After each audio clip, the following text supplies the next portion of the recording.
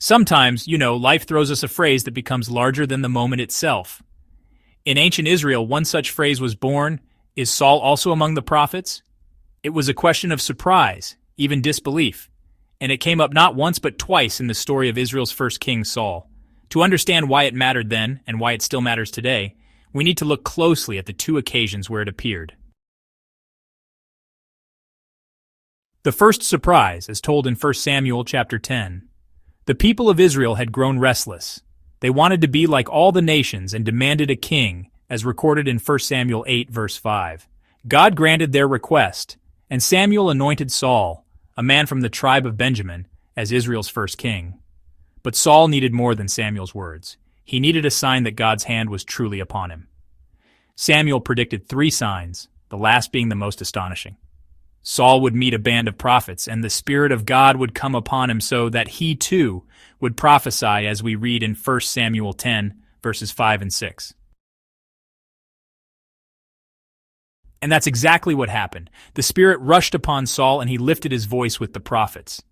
His neighbors, people who had grown up with him, people who knew his ordinary life, were shocked. They asked, "What has come over the son of Kish? Is Saul also among the prophets," as it says in 1 Samuel 10, verse 11? It's a bit like, walking into your local high school and finding the class clown suddenly delivering a powerful sermon with tears in his eyes. You'd probably whisper, "Wait, him? Really?"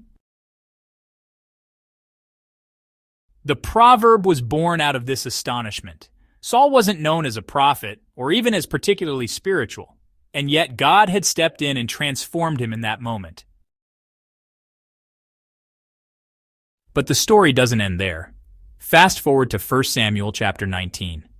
By now Saul's heart had hardened. He was jealous of David, the young shepherd who had slain Goliath, and he wanted him dead. David fled to Samuel in Ramah, and Saul sent messengers to capture him. But something strange happened. When those messengers reached Samuel and the band of prophets, the Spirit of God overwhelmed them, and they too began to prophesy. Not once, but 3 times Saul sent men, and each group was turned into prophets on the spot. Frustrated, Saul went himself, and the Spirit of God struck him so powerfully that he too began prophesying. He tore off his royal robes and lay exposed all day and night, as it says in 1 Samuel chapter 19, verse 24. The people looked at their unstable king and repeated the old saying, "Is Saul also among the prophets?"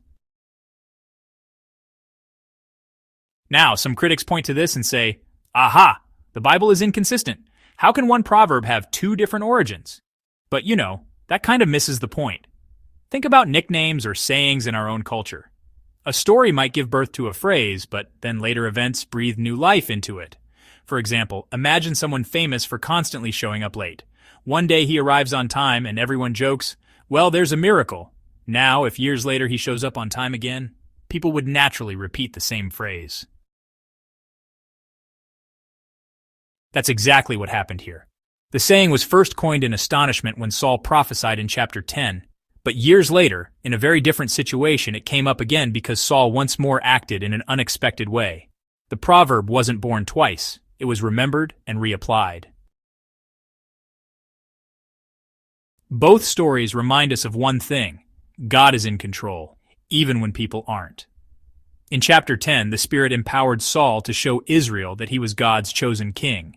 In chapter 19, the same Spirit stopped Saul in his tracks, preventing him from harming David. In both cases, God overruled human plans, whether to establish a king or to protect the next one. It's a sobering reminder that, appearances can deceive. Just because Saul prophesied didn't mean his heart was changed forever. Matthew Henry wisely said, "Saul among the prophets was Saul still." A flash of religious fervor is not the same as a life transformed. We actually see a similar pattern in the New Testament. Judas betrayed Jesus for 30 pieces of silver, and with that money, the priest bought a field, which came to be called the field of blood, as mentioned in Matthew chapter 27, verses 6 through 8. But Acts chapter 1, verse 18 tells us that the same place was also called the field of blood because Judas fell there and died violently. 2 events, 1 name. Not a contradiction, just a layered meaning. So what does this strange proverb teach us today? First, it warns us not to judge too quickly. The people who mocked Saul's sudden change didn't realize God's Spirit was at work.